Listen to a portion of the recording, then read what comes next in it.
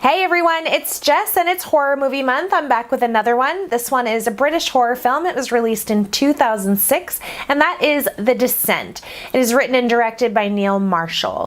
Our story involves a group of females that every year they love to get together and go on an adventure trip. In the beginning of the film they're on a rafting trip of some kind, and one of the females is involved in a tragedy. She loses her husband and her daughter on a drive home from that trip. Fast forward a year later, all of the women get back together and they decide this year that they're going to be doing a caving trip. So one of the females decides it's a great idea to go to a new cave that's been unexplored. They get there and things go wrong. The cave entrance kind of implodes or explodes, however you want to call it, and now they're trapped. And since no one's ever explored this cave anymore, they don't have easy accessible mapping, nor do they know where the exits are. On top of the fact that they're stuck inside a cave system they don't understand, there's also these things called crawlers, and they are flesh-eating, cave-dwelling humanoids, because I don't know what else to call them, but they're not zombies, they're not humans that have some weird infection or anything like that. They are creatures.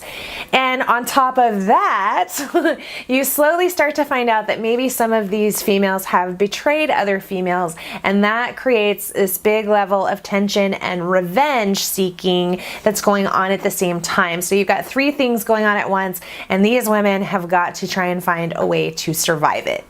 I did see this movie in theaters in 2006 and I actually really enjoyed it, and I just didn't get around to watching it again, and I rewatched it this week because I wanted to do a video on it, and man, this is a good movie. I'm really glad I rewatched it because there's something that they've changed from the original theatrical release in 2006 to the DVD home releases that they've done now, and I'm really happy about that change. I'll talk about that closer to the end of the video because it actually involves the end of the movie.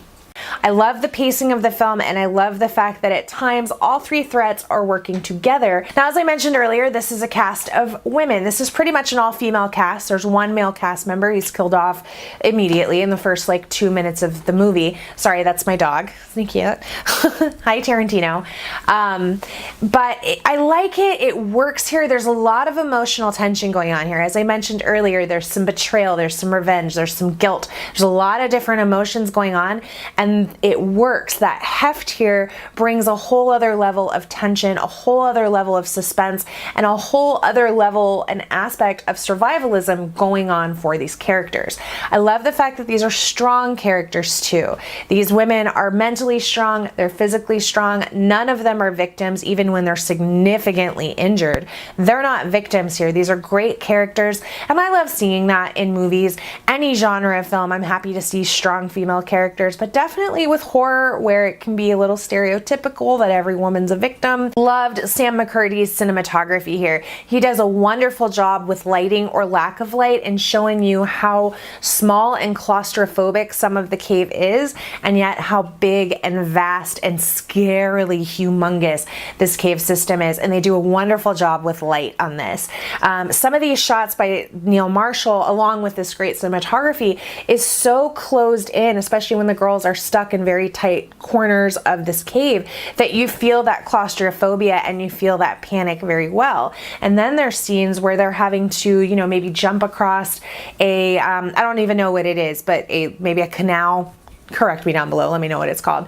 And they have to go across it, and if they fall, you have no idea if it's 5 feet or 5,000 feet. And they just do such a cool job here, and it creates this great level of intensity and scare, and it pushes these characters to their physical limits, and it's very entertaining to watch, but it's also very effective from a viewer's point of view of just being kind of scared, playing on your fears of heights, playing on your fear of dark, playing on your fear of the unknown. I think gore fans are going to be happy here, but there's plenty of blood. There's gallons and gallons and gallons and gallons of blood. I did like the special effects and the practical effects. It looks like the creatures were primarily makeup oriented and physically there, not CGI. I'm sure some were CGI, but I really liked what they did with the makeup here. They're very scary, and beyond the fact that their makeup is actually quite good in here, there's some pretty good scares with these creatures. I liked what they did here. I liked that there's not too much of them, but there's just enough to keep their presence interesting and scary and tension filled, and I really did like that.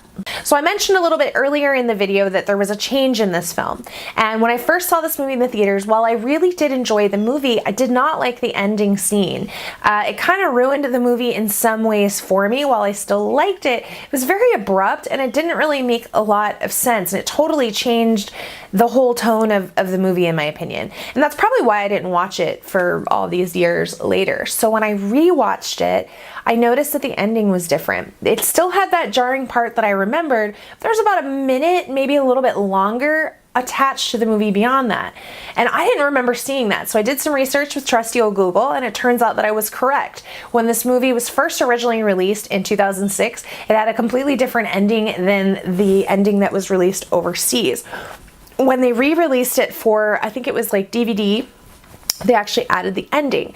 I love this ending so much more. It makes so much more sense. So if you are someone like me who maybe saw this 6-7 years ago and didn't like the ending, rewatch it, because the new ending, it's just so much better. It makes so much more sense. I have no idea why they cut that out in the original release. So all in all, I'm super happy that I rewatched this movie. This is definitely a very, very well-made horror film. Definitely worth watching. And I'm going to have to give it an A.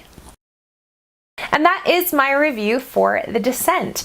Let me know in the comments down below, have you seen this movie? Do you love it? Do you hate it? Have you seen the sequel? Thank you guys so much for watching. I appreciate every single view. I'm just a girl who loves movies, and I love talking about them, especially with you guys. And if you like what you saw here, please hit subscribe. I hope you have a wonderful day, and I'll see you guys in my next video. Bye.